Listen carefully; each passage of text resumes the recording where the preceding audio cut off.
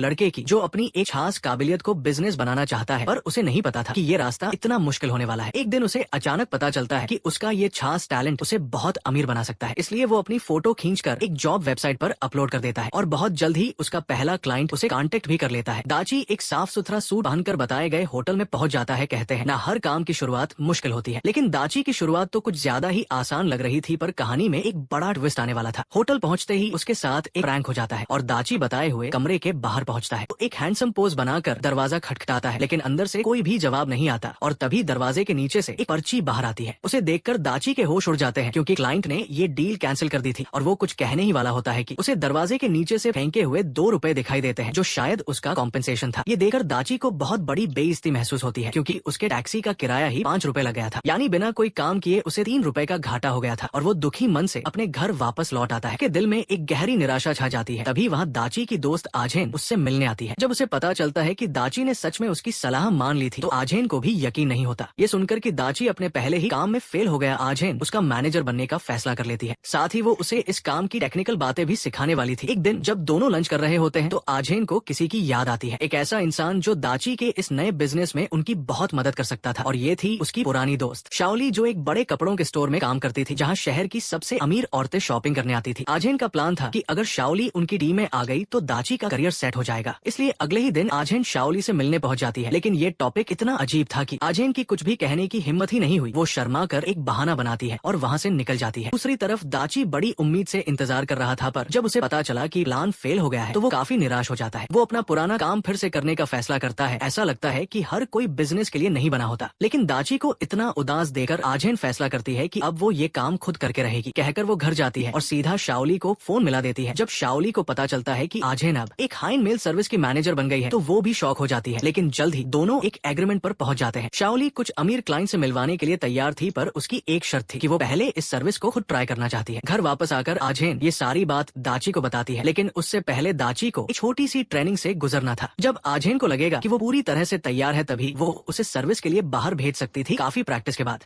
आखिरकार शाओली के कमरे का दरवाजा खटखटाता है। इस वक्त शाओली को बिल्कुल अंदाजा नहीं था कि सामने खड़ा लड़का कितना बड़ा तूफान लाने वाला है।